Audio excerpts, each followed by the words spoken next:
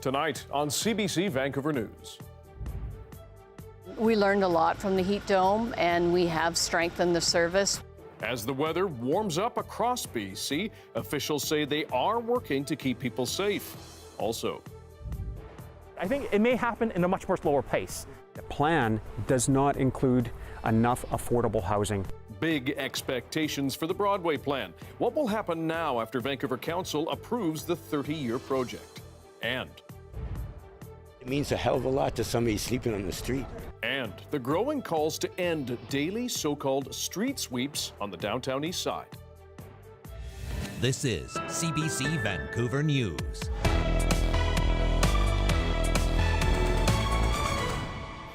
Good evening, I'm Dan Burritt. Thanks for joining us. Anita is away the rest of the week. You can start to feel it in some places. The Lower Mainland set to bask in the first heat wave of the summer.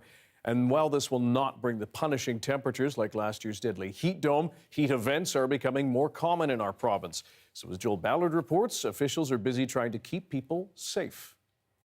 BC is getting warmer, and thanks to climate change, heat events aren't just one-time occurrences. We are going to see them more frequently, at higher intensity, and sometimes even longer lasting. After last year's heat dome, officials aren't taking any risks. The province has introduced a two-tiered response plan, breaking heat events into heat warnings and extreme heat emergencies. A heat warning occurs when daytime and overnight temperatures are higher than normal, but it's not getting hotter every day. These are more common. The regular heat warnings that do affect the most susceptible populations that can succumb to heat are on a rough basis 1 to 3 times a summer. Extreme heat emergencies also have higher than normal temperatures, but those temperatures do get hotter every day. The goal? To alert decision makers, whether that's at the provincial level or the local level, and Indigenous communities and non-governmental organizations, all to be able to take preventive steps to protect health during heat events. For its part, the City of Vancouver says it has a plan.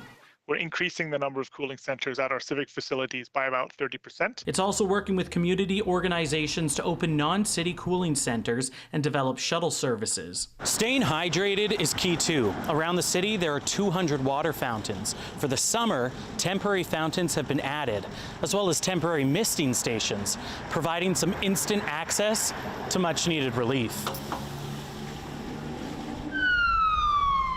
During the heat dome, BC Emergency Health Services was widely criticized for its response, which saw some people waiting hours for assistance. We learned a lot from the heat dome, and we have strengthened the service. Hundreds of permanent positions have been opened, and the service has reorganized how it responds to calls. We do now have that priority line where if you truly do need an ambulance and a trip to the emergency department, those calls are triaged and prioritized first. With warmer weather on the horizon, call volume is likely to rise, but this time, the service says it's ready. Joel Ballard, CBC News, Vancouver. Amy Bell now joins us with a first look at the forecast. Amy, what sort of temperatures are we looking at? Yeah, we're going to get up into the low 30s in many areas by Sunday, so certainly just sort of gradually creeping up over the next several days. Today was not one of those days, though. Barely made it to 20 in most areas, so sitting at 19 in the Fraser Valley. It's actually still at 20 in Nanaimo, so parts of Vancouver Island still a bit warmer.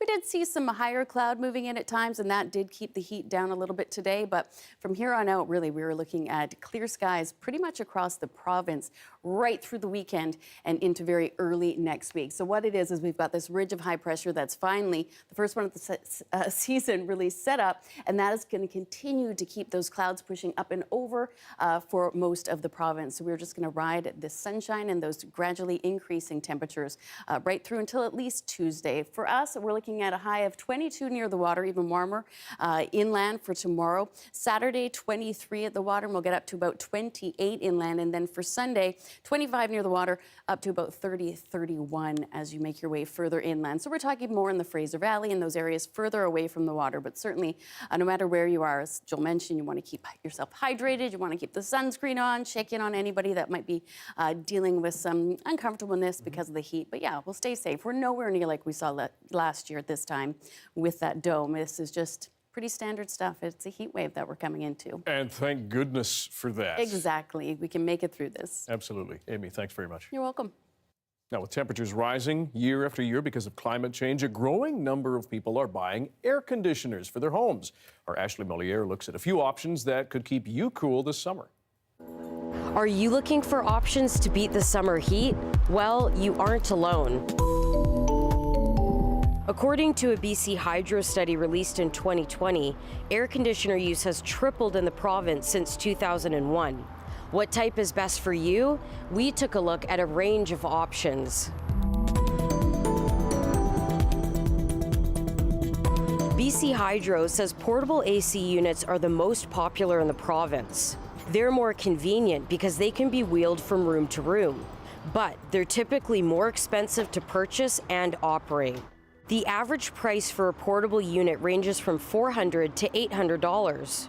BC Hydro says running one for about 12 hours a day will cost about $1.50 a day or $45 a month. Many people, especially in the Lower Mainland, use multiple portable units, which could actually mean higher energy costs. Another option is window AC units. These devices sit in a window frame and pump hot air out and cool air in. You may not be able to move them as easily, but they typically cost you less.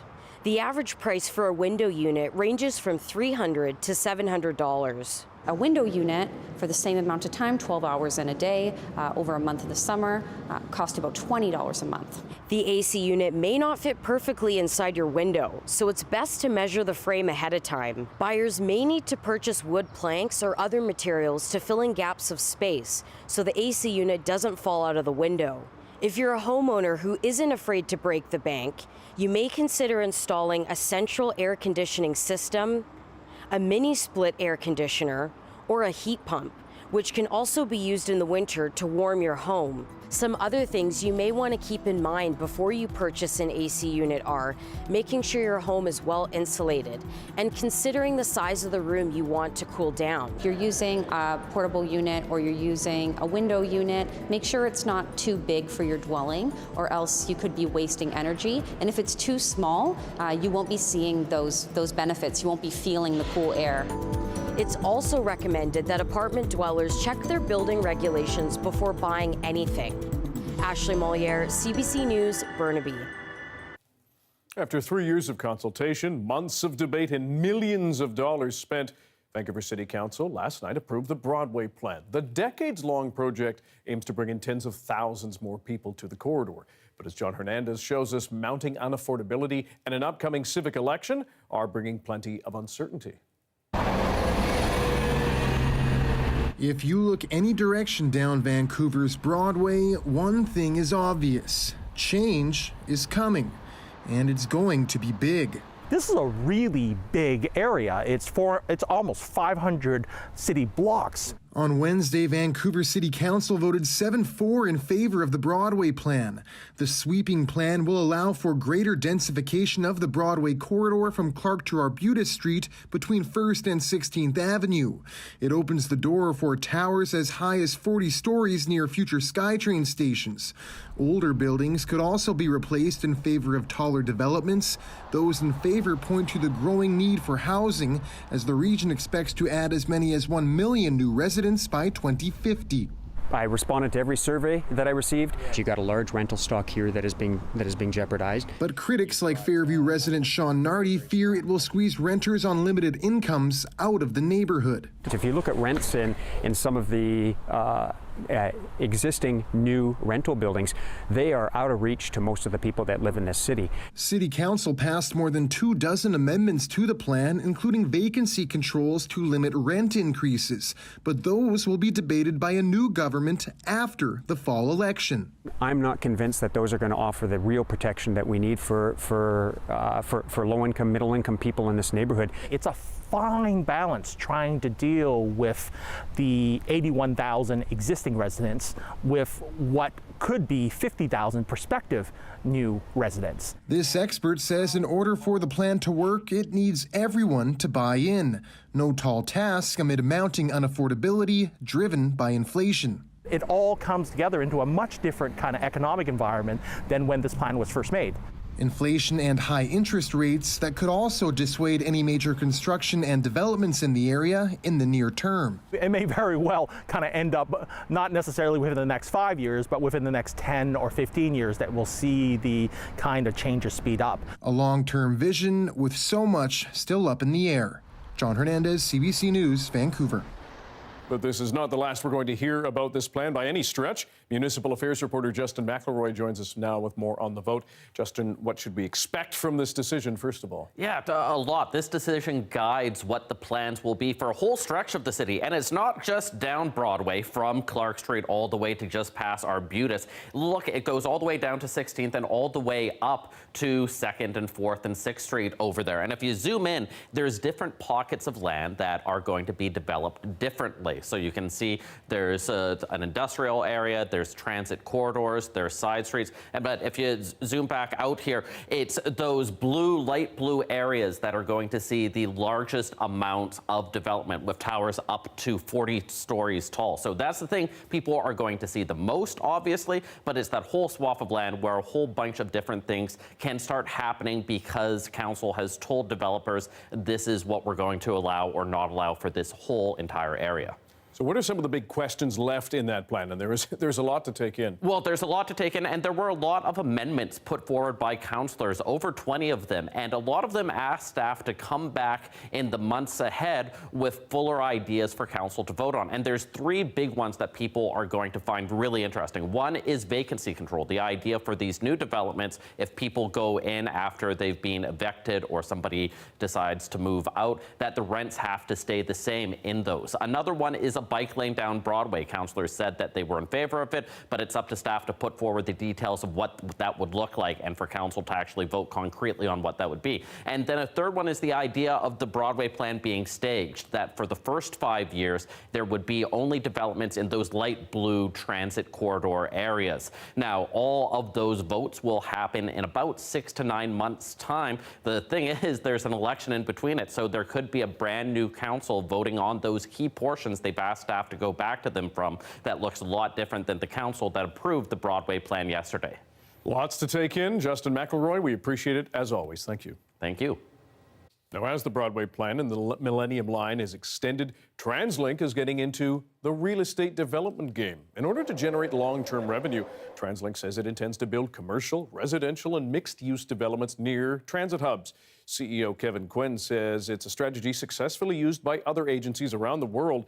He argues the developments will bring in stable funding for essential transit services and help cities and towns create transit-oriented communities.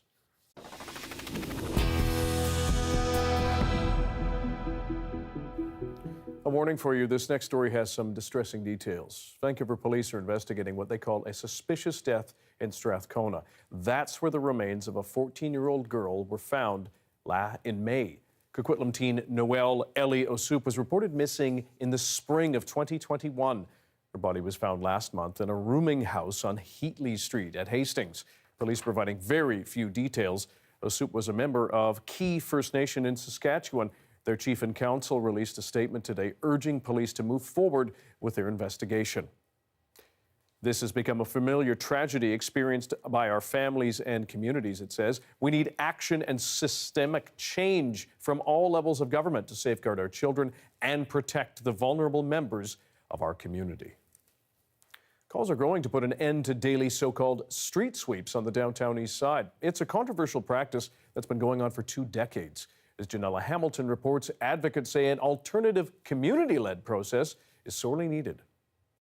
I will stand up for the rights of individuals in this city. As a resident of Vancouver's downtown east side, Randy Crossan has witnessed dozens of the city's street sweeps, a practice he says is degrading and hurtful. Even if it's just a sleeping bag and a pair of socks, that's the difference between me having dry feet and a warm place to sleep. The city says daily sweeps are aimed at removing garbage and abandoned structures, but Crossan insists crews often throw out people's personal belongings. I'd just gone around the corner to go to the washroom, and I see 3 city workers and 2 cops standing there, says, "Oh, you're taking this garbage." I said, "That's not garbage, that's all my possessions." Crossan, who was in a wheelchair at the time, says he then watched crews with pitchforks throw his only source of shelter into the back of a truck. And I'm telling you, from my heart, there's tears running down my cheeks. That killed me.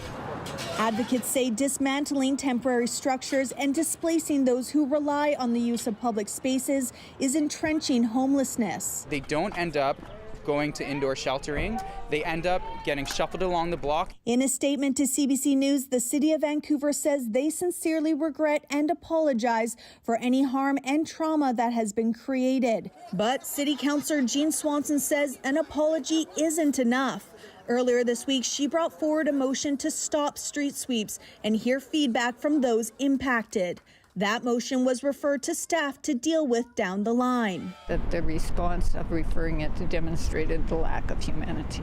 Advocates are calling on the city to develop an alternative community-led process for clearing the streets using peer workers rather than police. The people who we've talked to who are tenting in the streets are actually very keen and eager to work with us. According to Pivot Legal Society, more than $2,400 worth of personal property was seized by sweepers over a 5-day period last year. The city says it will collaborate with community groups to develop better solutions, and starting July 1st, police will no longer accompany city workers. Janella Hamilton, CBC News, Vancouver. Here's a fun fact. The most common rabbits in BC aren't even from here, and now the province is cracking down on invasive rabbit populations. The non-native European and Eastern cottontail species have been running amok in the local ecosystem. Now BC has removed the need for permits for tracking or exporting the rabbits. That is meant to make it easier to move feral rabbits to rehab centers, homes, or to euthanize them. Abandoning pet rabbits in the wild is a criminal offense in Canada and is also illegal under the Prevention of Cruelty to Animals Act. Nearly 4 years since recreational marijuana was legalized in this country, one of the largest grow operations in the world is here in BC. Pure Sun Farms is in Delta, and it is big. Twice the size, I should say, the size of the Tawasin Mills Outlet Mall. The CBC's Caroline Chen took a tour of the greenhouses that went from tomatoes to cannabis.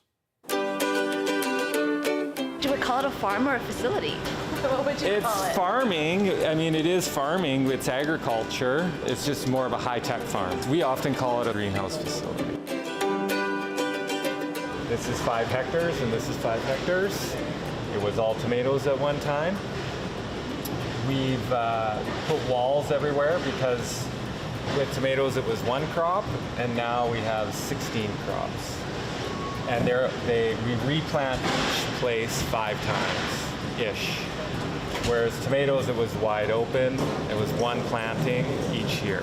There isn't a large-scale nurseries for cannabis, so we have to do this step for ourselves.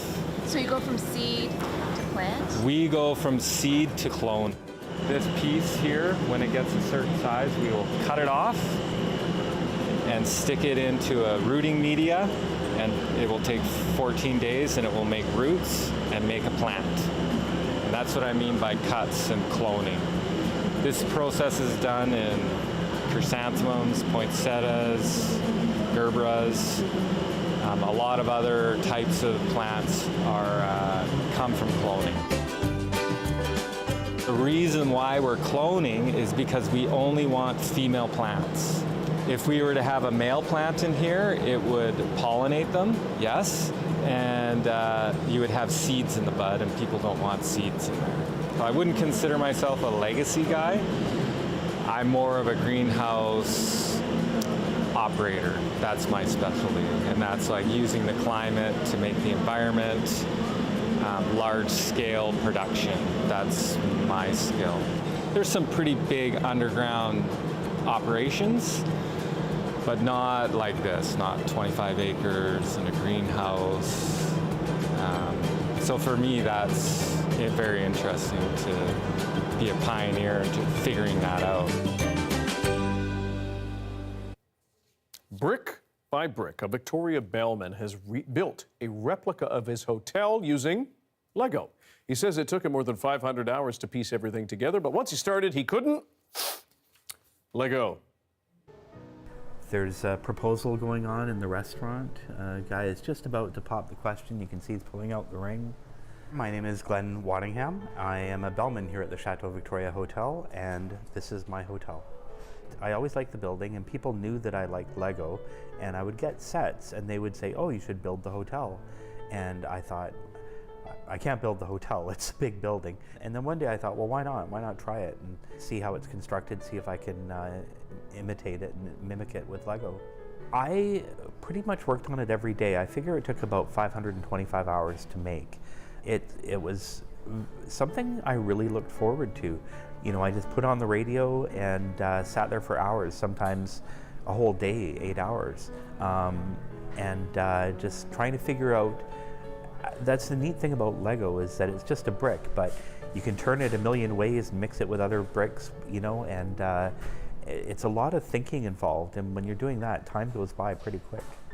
The people, about half of them are represent real people, and our general manager and assistant manager are out front, Brenda and Kevin, and I'm on the roof taking pictures because I had to take so many pictures. But what's really special is there's quite a few guests that are represented as well, and it's felt really good sharing how popular this has been with the guests that are actually featured on their balconies. So this one here, there's a lady that grabbed a bellman's cart to do their own luggage, and her child would rather ride the cart than have the luggage go on it. My favorite part of the model is kind of an in-joke for us employees, is the stop sign out front. Our real stop sign gets run over every week or every 2 weeks. I know one thing that I like doing is not telling people that I make it, you know, just standing at the door, opening door for people, and just listening to what people say when they look at it. It took me so long to build that there's a lot of small details, and it's fun just hearing people discover all of it by themselves. That's cool. But guess what? I built the Millennium Falcon years before they came up with the official model or directions, and the Titanic, and a Saturn V rocket. So who's the nerd now? You can feel it. Inflation. Costs are going up and many pocketbooks are getting squeezed. After the break, the drastic choices some people are making and where you can turn for help. You'll want to see this.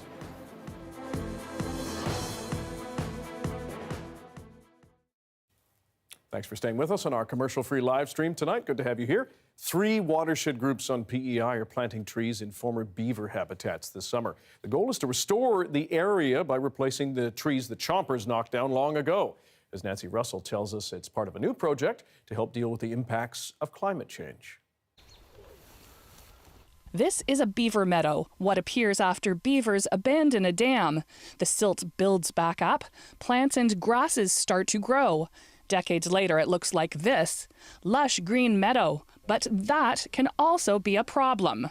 The water temperature is very warm in the New Fraser River, and when we're focusing on Atlantic salmon and brook trout, they need cold temperatures to survive and to live happily. So we need to try and bring the temperature down, and when it's an open meadow, the sun's beating in, it gets too hot. So by planting trees, again, we can shade it out. Planting trees in a beaver meadow does have some challenges. They want to put the right trees in the right locations because some areas are quite wet. It's also hard work. Getting the trees in there when you're trying to take 400 trees down a tiny little trail and you're carrying them, it takes quite a while. You know, there's a lot of manpower. A lot yesterday was just us moving trees around, and we've got about 8 people at the site, so it does take a long time to get that done. The project is supported by the Provincial Climate Challenge Fund, providing money for extra labor and the trees. One of the goals is related to climate change because the trees will capture more carbon. Most of the area is just grassy right now. It's with reeds, and so it doesn't have the same capture capacity as when obviously we have trees there as well as those things. So diversity is important for the future resiliency. The PEI Watershed Alliance is doing similar tree planting in the Hunter River and Tignish areas, including some larger trees that will provide shade more quickly. But they say the full impact will take time. 10 plus years probably at least. You know, we'll put some trees in and then they will naturally reseed and spread. We're not going to plant the whole meadow up with trees today, but we're going to introduce some species which then can then start to spread out. The Surrey Watershed Group will be monitoring the water temperature in the New Frage River to see what kind of difference these trees make over years to come. Nancy Russell, CBC News, New Frage River.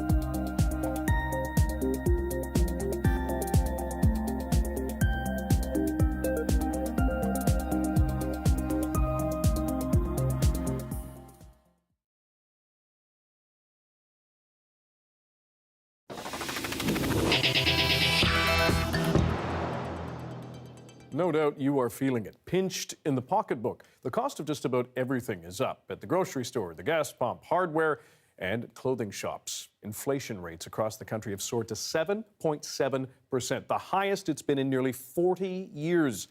And if that number sounds high to you, it is, but it's even higher in BC at 8.1%. Compared to the same time last year, food prices are up almost 9%, gas up 48%. And other transportation costs up over 14%. For more on this, we're joined by Murray Baker, the Manager of Financial Empowerment and Family Services of Greater Vancouver. That's where he runs free virtual workshops on budgeting, goal setting, ways to cut costs. Murray, thanks for being here. First of all, costs are squeezing everyone. In your experience, what are the expenses that are pinching people the most right now? Well, the things that are really impacting people and causing them to struggle financially are really rent, which we know has gone up significantly post-pandemic in the Lower Mainland. Food, which again has really increased, partly impacted by transportation. And then transportation costs themselves in terms of driving and the spillover into all of the other costs, because transportation, as we know, forces other items to become more expensive. Yeah. And in that transportation, gas obviously a big concern. How are these rising costs affecting your clients in terms of perhaps some drastic decisions they're making about purchases, lifestyle, just trying to survive? Yeah, and it is impacting people so that they do have to make decisions, which sometimes are very tough and sometimes not in their best interest, perhaps health-wise. So for instance, with groceries going up so significantly, people are having to decide, maybe we cut out one meal a day, or maybe we make less nutritious choices in terms of what we purchase and eat. We're also seeing people struggling with rent. And because of that, people are making choices, perhaps saying, well, how am I going to come up with the rent? And they're turning to probably the least desirable of loan sources is the payday loans, where people often get into almost a black hole of financial downward spiral, which is really tough to get out of. But given that there's not alternatives necessarily, they're forced into those situations. And thirdly, the other area that we're seeing is people are cutting out things that they shouldn't necessarily be. So for instance, if they're spending money on food and rent, are they cutting out some of their medication that they should be taking? And we do see that with clients. There are no real easy answers in these what are massive problems. What are the 2 or 3 big suggestions you offer to help people lower their overall spending? Well, one of the things, the first steps is really to sit down with a budget, figure out what are all the expenses and where is the money going. And we know, for example, the pandemic, a lot of people were taking out subscriptions to streaming services, subscriptions to fitness streaming, It may be a case of looking at those and saying, hey, maybe I need to cut out one or two of these. And in the summertime, now that we can get out, maybe I don't need as many of these, and that can save some money there. The other thing that I really recommend people doing is looking at their food costs and saying, is there a way that I can maintain good, nutritious food, but cut down my costs? And I recommend people look to Comparison Shop. There's two particularly good price comparison apps, Flip and Rebee, which are both free. And they allow you to compare prices of all different items. You can make a grocery list, and then you can take that list and go to a store that does price matching and have them match all those. So if you have 10 or 15 items on there, that could mean a savings of $20 to $30 on each grocery shop. Murray Baker, the Manager of Financial Empowerment at Family Services of Greater Vancouver, thanks for being here. Thanks for having me. Now, for people who are struggling to make ends meet, as we said off the top, that organization offers free workshops and free confidential one-on-one financial coaching. The number to reach them is on their screen there, 1-800-609-3202, 1-800-609-3202.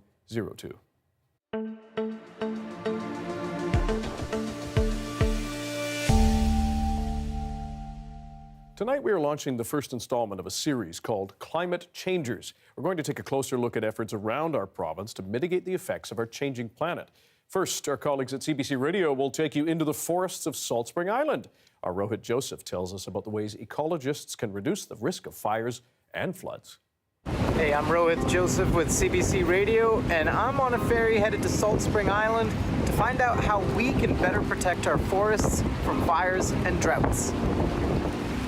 Maxwell Lake provides nearly half of Salt Spring's drinking water supply. These are ecologists Ruth Waldick and Pierre Minot. They took me around the forests near Maxwell Lake to show me the fire risks they're learning about in the area. So you have some fine fuels that could burn long enough to ignite one of the larger or coarser pieces of wood, and then it could, this is what we're watching for. Could it move up? Where would it go? One of the main goals of Waldick's research is figuring out what makes a healthy and resilient forest and how humans can help. It could be in some cases trying fencing, in other areas thinning some of the trees so that we allow a bit more light to come in and then see what happens. And we also are going to do some wood decomposition experiments just to get a sense of how the rate at which the wood is breaking down. They hope this research will help educate landowners to reduce the fire risk in their own lots. Well, if we were counseling a landowner, we might say, well, you know, that fine fuel, these fine little branches, maybe take those off, remove the ones that are sort of leaning up against trees like this because they could be ladders, and then that's probably, as good as it gets. Poor health has prompted the Pope to cancel tours to the Middle East and Africa. But why the Vatican says his tour to Canada is going ahead as planned. More after this.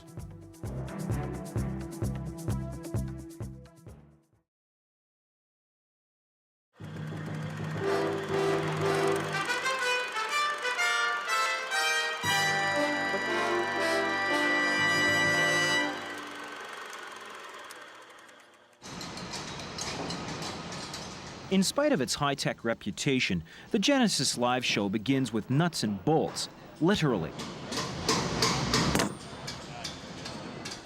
It's Saturday morning in BC Place. The road crew, more like a road army, has been working all night. They're into day 3 of what takes 4 days to set up, one of the largest stages in the rock business. This is what we do. We schedule 50 trucks in various cities at the same time, working 4 cities at once. The only time we get days off is basically if we have to drive an enormous distance, and that's to get to the next show. So we're pretty much working every day. Some people might ask why you do this kind of work. Cash.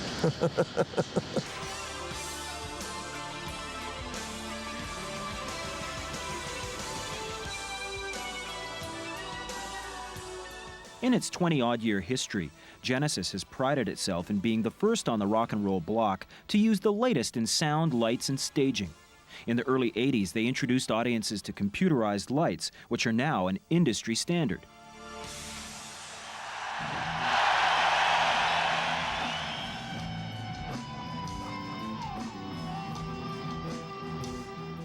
Now in the 90s, it's the Jumbotron, giant high-resolution video screens. Although these things can be found in Times Square and a few sports stadiums, no one has ever trucked them around before. What sort of satisfaction do you get out of this job? When everything works perfectly. How often does that happen? When I'm there, every time. Not quite. There was that rainy day in Philly a few weeks back. We had trouble in Philadelphia because it got very wet in the setup. I've been worried about this for a long time and it wasn't working before the show. So I don't get cross very often. I lost my temper and didn't do any harm actually. In fact, it worked by the time the show came around. 50 guys with hairdryers dried the screens out. Oh man. They're designed, once they're up and set up in the right position, they're waterproof, but between the trucks and getting up there, they shouldn't get wet. And they did. You'd think that with the $15 million worth of high-tech gear wrapped up in the Genesis show, some of that human touch might be lost in all the machinery. Phil is very good. His chat between the songs stops what could be a rather cold situation and makes the whole thing a lot more intimate. He's very funny. He draws the audience in. I think that's a big part of why the stadium gigs work well. He's very good at keeping the audience involved and feeling part of it. If you missed the Genesis show, don't despair. The band is recording gigs on this tour for a video and double CD package just in time for Christmas. Maybe sales from that will help pay for the high-tech wizardry of the Genesis shows. I must have dreamed 1,000 dreams. I've been haunted by a million screams.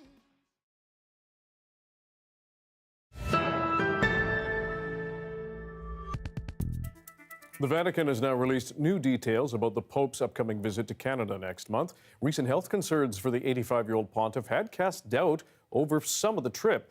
Francis had postponed trips to Lebanon and Africa over ongoing mobility issues. But as Olivia Stefanovic reports, his Canadian tour is going ahead as planned.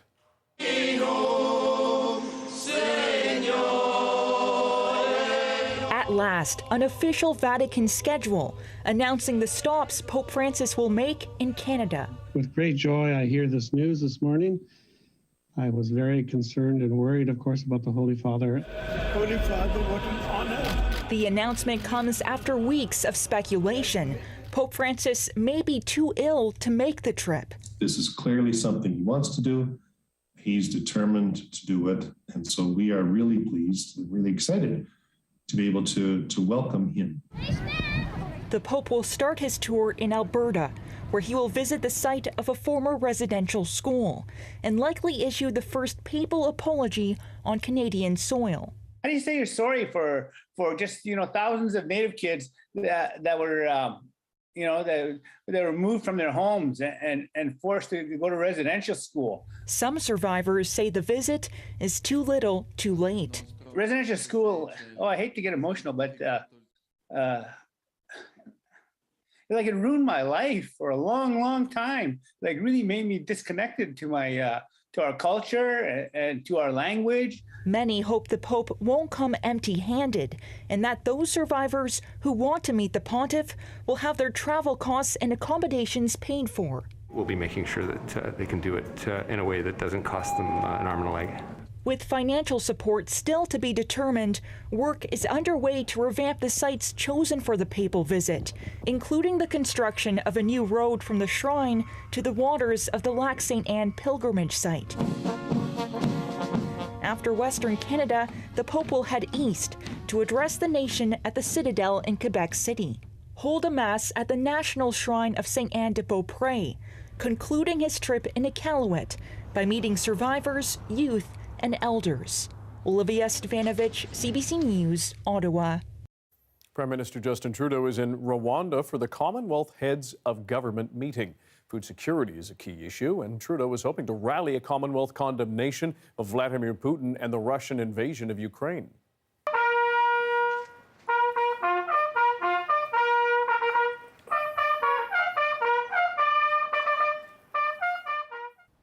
Trudeau started the day by laying a wreath at the Kigali Genocide Memorial.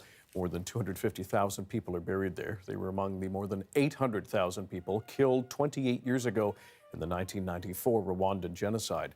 Later, Trudeau attended a roundtable discussion with Rwanda's president. They talked about the impact of COVID-19 on businesses and their plans to reinvigorate the global economy. A one-on-one meeting between the two has been delayed until later this week. Trudeau hopes to use that discussion to win support for a Commonwealth consensus on the war between Ukraine and Russia. Leaders of the European Union, meanwhile, have approved Ukraine as a candidate for membership. It applied to join just days after Russia invaded in February. The process has moved ahead with record speed, but actual membership is still years away. Ukraine is Europe! Ukraine is Europe! Several conditions will have to be met before Ukraine can join the EU, including an end to the war with Russia. The Ukrainian government will also have to implement reforms to meet European standards. Ukraine and the EU will now launch negotiations on future membership. Those talks could start next year. Joining the EU would not confer any security guarantees, though, like membership in NATO would. Ukraine is also trying to join that military alliance, which Russia cited as part of its rationale for invading. Millions of people marooned drinking tainted water as monsoons swamp both India and Bangladesh. The human cost after this. And at 6, almost 40, a live look at Harbour Centre. We are tilting into some heat. Some are appropriate. Amy Bell will have your BC-wide weather forecast after this.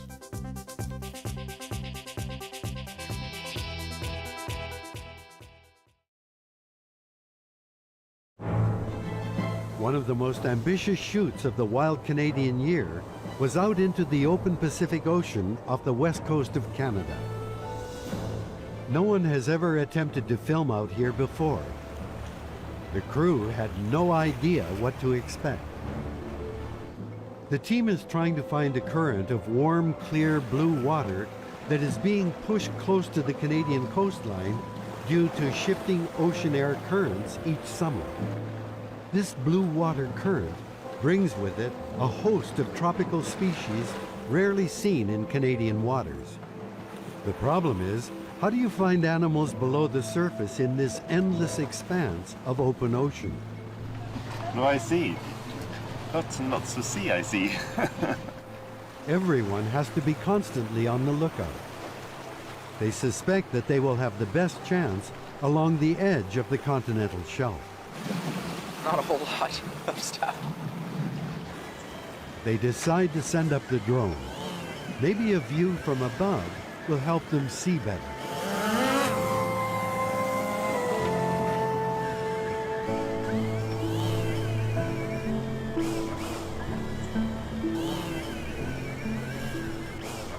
Just when it seems hopeless, the high drone view pays off.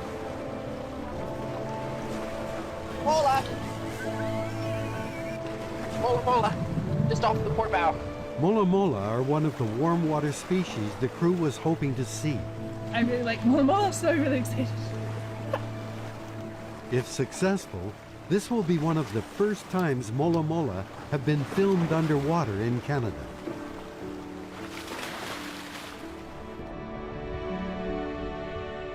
Mola mola are the world's largest bony fish.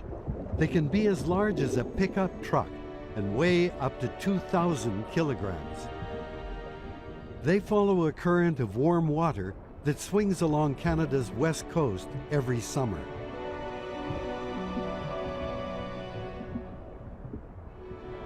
Mola mola are loaded with parasites on their skin. Justin is able to capture a stable topside shot using a special body rig camera of gulls picking the parasites off the mola mola. And to everyone's surprise, the mighty mola mola are not alone. Blue sharks are in the water too.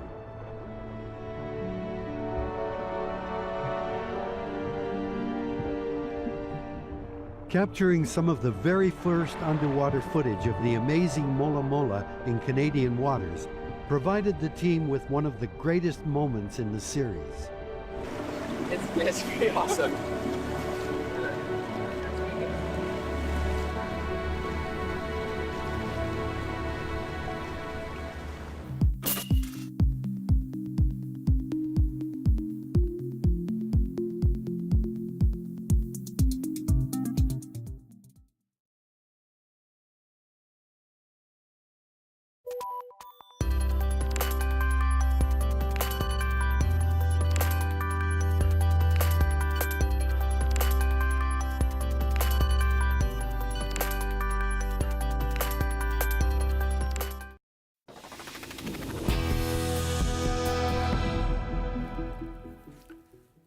are looking at a live shot of a gathering at the Air India Memorial in Stanley Park right now. It was on this day in 1985 that a bomb exploded on board Air India Flight 182, killing 329 people. Most of them were Canadians, many of them children. A second bomb killed 2 baggage handlers in Japan. It is the worst mass murder in Canadian history. Only one person has ever been convicted in relation to the bombings. They're now free after serving 30 years in prison.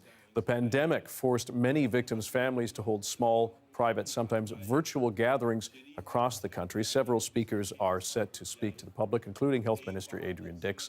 And we'll have more on that on our late news at 11. Flooding is causing devastation across northeastern India and Bangladesh. Officials say the floodwaters are slowly starting to recede, but for millions of people, the situation is still dire. Georgie Smythe shows us the humanitarian crisis.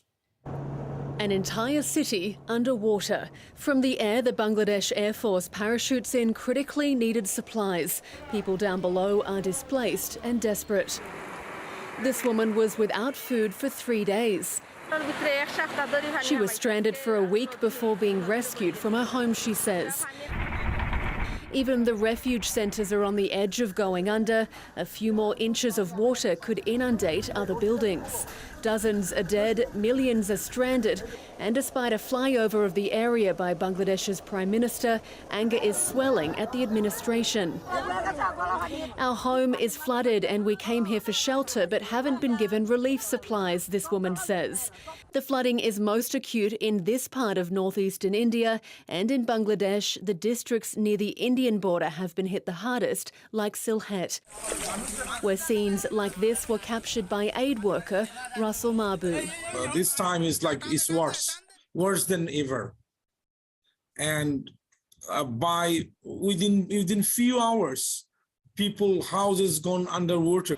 A nightmare situation for those trying to mitigate the deluge. It's in the hilly area, so all on a sudden water, quick runoff come to the downhill, which is in Bangladesh from India. So that's the channel cannot able to carry such a huge amount of water within this short time. Scientists studying these events from afar say climate change has increased the probability and intensity of an event like this. It's a perfect storm sort of situation. So there was some cyclonic activity which brought the monsoon earlier. It's a La Nina year, which means we may get more rainfall over the season, and these areas are prone to flooding. Rainy monsoon season in Bangladesh runs to October. Georgie Smythe, CBC News, Vancouver.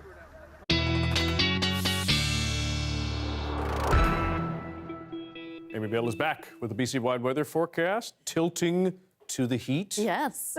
Nothing like what we had before, thank God. No. But people are finally getting convinced it's summer. It is summer, yes. Trust Stop me. asking those annoying questions. It's here, and you're going to enjoy it, I'm telling you. Bye, gum. Listen to Amy. We've had a rough go with lots of, cool temperatures, rain. It's not been a great spring, but summer is now here, and it's really proving its point this weekend. So we are going to see any of these sort of unsettled areas where we saw some showers earlier today, and in the Kootenays we had that risk of some thunder and lightning the last couple of days. That all moves past. You can see very clear skies and really nothing in behind it heading our way. So we'll have this ridge of high pressure sitting off the coast, and that is going to continue to keep clear skies for most of the province for the next couple of days, and those temperatures just going up and up. So tomorrow, right from Vancouver Island all the way throughout into the Fraser Valley, we are looking at sunshine, and temperatures won't be extraordinary tomorrow, but still warm. We'll get up to about 26 in the Fraser Valley, and then sort of looking at the low 20s for most other areas. Of course, if you're right at the water, you will feel a little bit cooler. Dease Lake, just some high cloud, even a lovely day in Prince Rupert with a high of 17 and 19 for Port Hardy.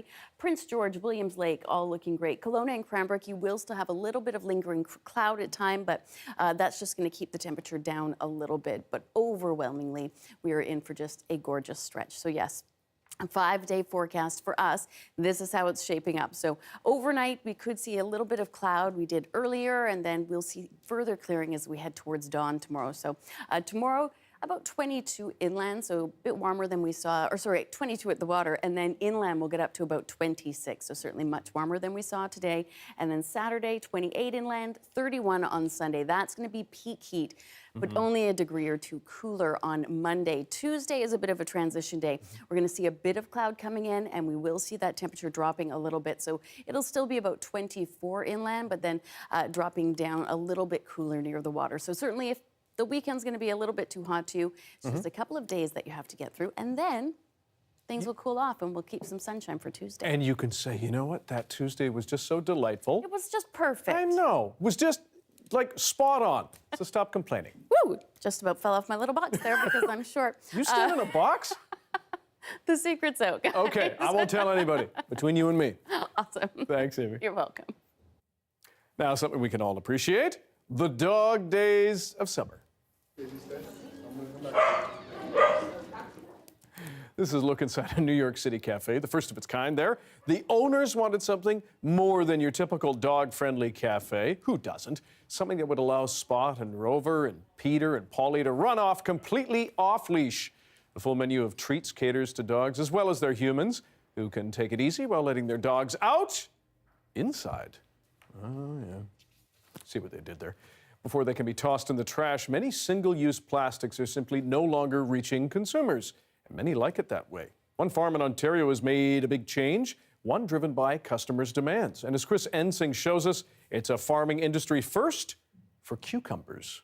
Essex County is greenhouse country. 250 acres of it belongs to Westmoreland Topline Farms. This is where the raw material comes from. They grow millions of cucumbers plucked from these vines and processed on site, each one shrink wrapped in plastic. These plastic rolls are for the triple wrap, right? The plastic is there to hold the respiration of the cucumber in, basically to lock in its freshness and keep it from oxidizing and spoiling prematurely. That ends this week. A new production line sends produce through what's essentially a car wash for cukes. Plastic wrap replaced by this spray, an edible, tasteless mist that's plant-based, developed in California. What exactly is going on that cucumber? The beautiful thing about Appeal is that we're actually using materials that are already found in the skins, the seeds, the pulp of plants. A typical English cucumber equates to about 1.6 grams of plastic. If you were to actually do the math on all the cucumbers that are consumed in Canada, it's about 800 metric tons worth of plastic, or 2 billion plastic straws. We've gone from one of the most complained about items in the produce aisle to now a completely plastic-free cucumber. The nonprofit environmental foundation Sierra Club applauds the move, which was consumer-driven. The problem is, even if you want to be a quote-unquote good consumer, do your part, it's like a lot of the times you can't avoid plastic. It's not realistic for you. So that's really where like the government intervention comes in. Seedless English cucumbers without the plastic now available at grocery stores in Canada, an industry first, and the range of plastic-free produce could grow. When we can do our part, we feel good about it. Chris Ensing, CBC News, Leamington.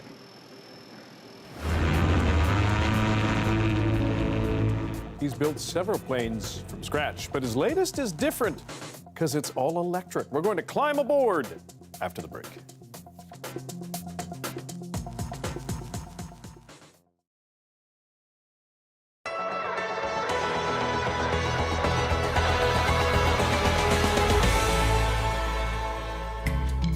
Joan Jewison has worked with deaf and hard of hearing students for 41 years. The educational assistant is retiring, a milestone she has mixed feelings about.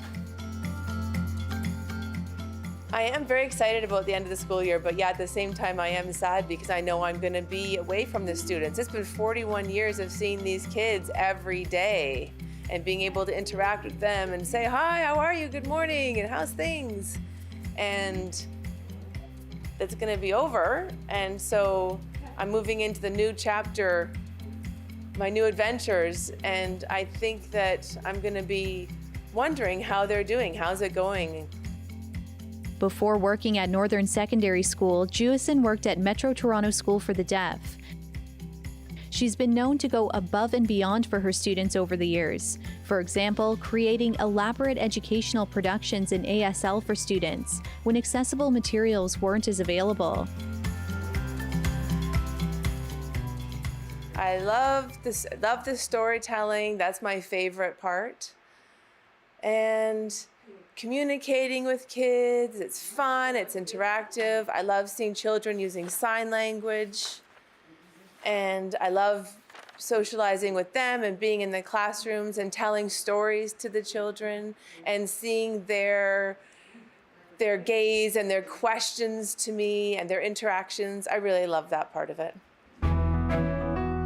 Within the TDSB, we have deaf students, and we want to ensure that they're learning within an inclusive environment, and the support that Joan and others bring to students ensure that they have a place within our schools. For Hibbo Abu Baker Ali, her experience having Jewison as an EA helped her decide what she wants to do in the future. And I want to work with children like her when I'm grown up. The grade 12 student plans to attend college later this year and follow in Jewison's footsteps. So we know that Joan's worked here for 41 years, and that just goes to show that some people think that deaf people can't do, but I really look up to Joan and recognize her that as a deaf person who signs, she has full communication with us in the classroom, and that's what I'm looking for. And for any other deaf kids out there, I would say you could do the same thing too. Proving Jewison's legacy will live beyond her days in the classroom. And then also when I see them become successful, that makes me happy.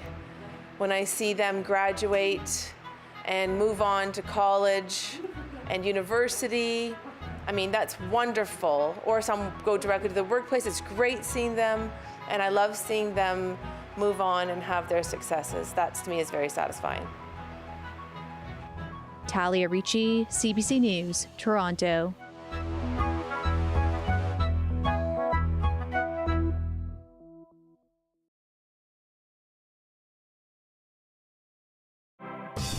Hi, I'm Amy Bell, and here's what's in your CBC Vancouver inbox. Celebrate the healing power of the arts at the annual Indian Summer Festival, July 7th to 17th. Enjoy diversity in film, music, and dance, and thought-provoking discussions. Get tickets and learn more at indiansummerfestival.ca. And experience the wonders of choral singing from the comfort of home with a free digital concert with Corleone. Learn more and register today at corleone.org.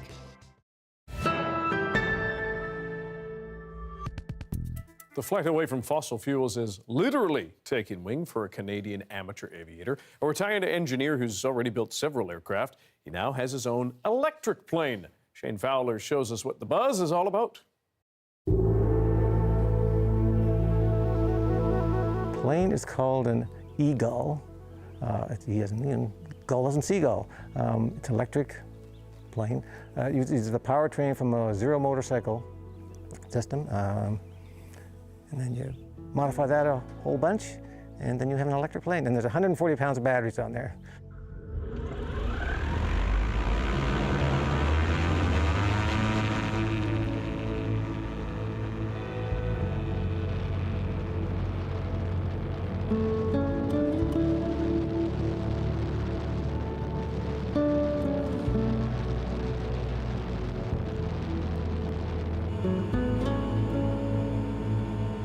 I've had typical gas engines say, yeah, I'm ready for something quieter and smoother.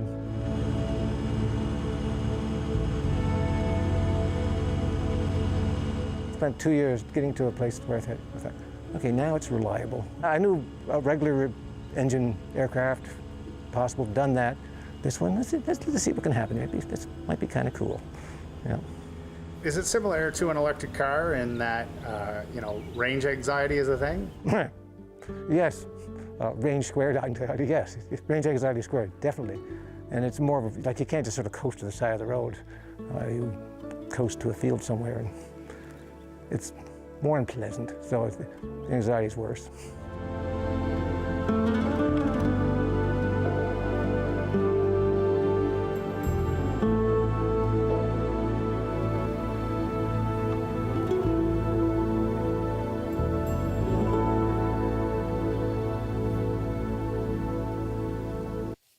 Very cool. Finally, a curious and rather hungry bear had a bit of a nibble on a trail cam and left quite the footage. Have a look at this. The camera was set up by Frank Ritzy, who works for WildSafe BC. Good Lord. He says bears have a remarkable sense of smell, and this one must have been attracted by the delicious scent of plastic. The video serves as a good reminder that if you're going into the backcountry, be bear safe. Oh, okay. And do not reward a curious ursine with any food, plastic or otherwise. In this case, the bear gave the camera a bit of a chew and a lick, got bored, eventually moved on. Ritzy says without the food reward, the camera will be left alone next time. Thanks for being with us tonight on CBC Vancouver News at 6. You can watch our program on CBC Gem, that's our free app, as well as on our website, cbc.ca/BC. Your next local news is at 11 o'clock tonight with Isabel Regem right after the National. Have a good night.